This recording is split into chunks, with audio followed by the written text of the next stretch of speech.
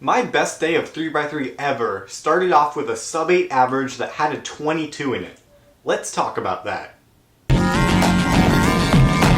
Actually, I shouldn't use Good Mythical Morning's intro there. After all, I'm nothing like Good Mythical Morning. My content hasn't gotten stale.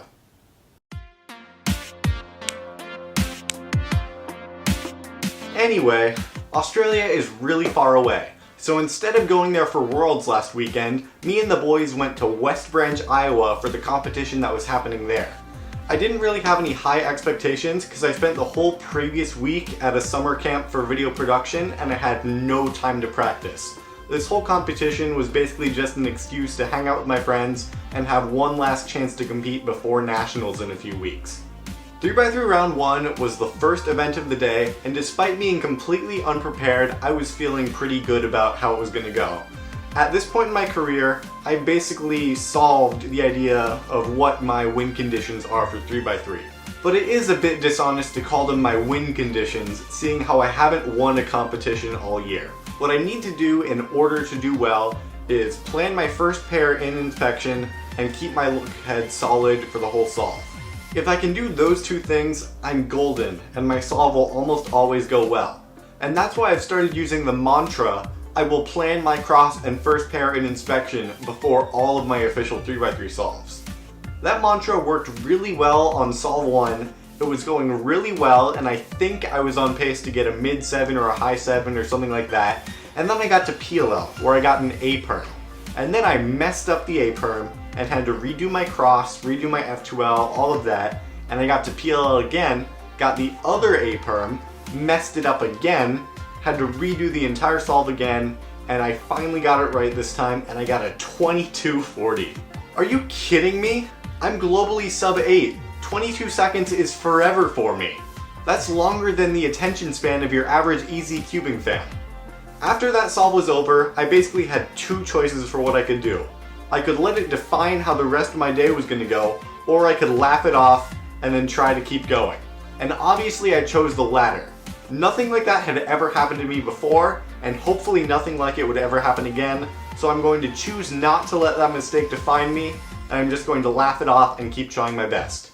And that worked really well on my next solve, where I got a really nice 717, followed up by a really nice 745, then 809, and 836. Which gave me a 797 average for 3x3 round 1. 797 is really nice. At the time, it was my 5th best official 3x3 average ever. And just as a fun fact, later that day I asked the WCA Statistics Facebook group, and it turns out I am the 3rd person to ever get an official sub 8 average that had a time over 20 seconds in it. That means my legacy is now I'll be the last person ever to get an average above 10 seconds in Nats finals. I got 4th at what was once the 9th fastest 3x3 podium of all time, and I got a sub 8 average with a 22 in it. Nice. Going into round 2, I was feeling pretty good because I wasn't thinking about going for PBs too much. If I thought about that too much, it would just psych me out and I would mess up, so I was just trying to go into it with a clear mind, and it worked pretty well. I started off round 2 with a 797, which felt pretty nice, but having a time in the high 7s or low 8s at this point means that I didn't make any mistakes, but I didn't do anything exceptional. On my next solve, that was one of the few times in the entire competition where my win condition didn't quite work. I couldn't find a good first pair, and because of that I got a 935, which is one of only 2 9s that I got for the entire competition. That itself is really amazing. I normally get 2 9 averages per competition, and this competition I only got 2 9 singles and then the 22.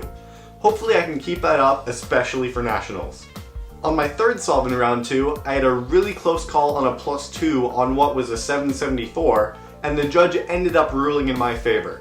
After that I got a mostly uneventful 762, and then followed that up with a really nice and fluid 701, which was probably my luckiest 3x3 solve of the competition, and it was my best 3x3 solve of the competition as well. That, all in all, gave me a 778 average for 3x3 round 2, which is my 4th best 3x3 average ever.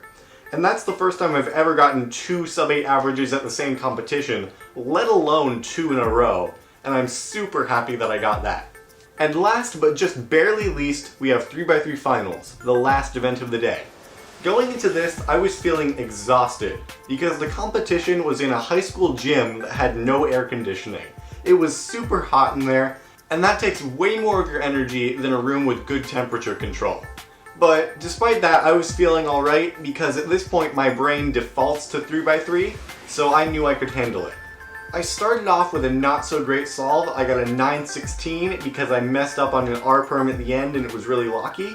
But then I just followed through, did all my mind clearing techniques, including the push to the side thing, and I ended up getting a 716, which was really nice on my second solve.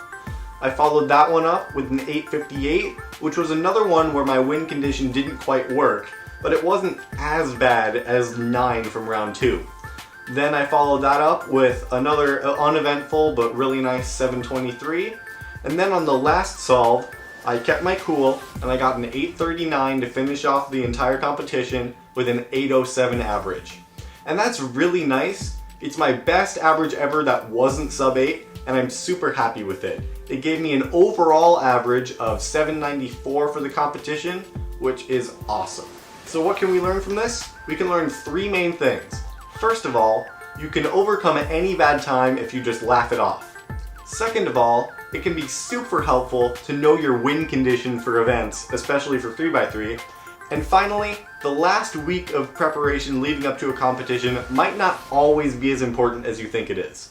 So thank you so much for watching this video. I hope you found it entertaining and informative, and if you did, please make sure to leave a like, leave a comment, subscribe, do all that stuff. It helps me out so much and I would really appreciate it.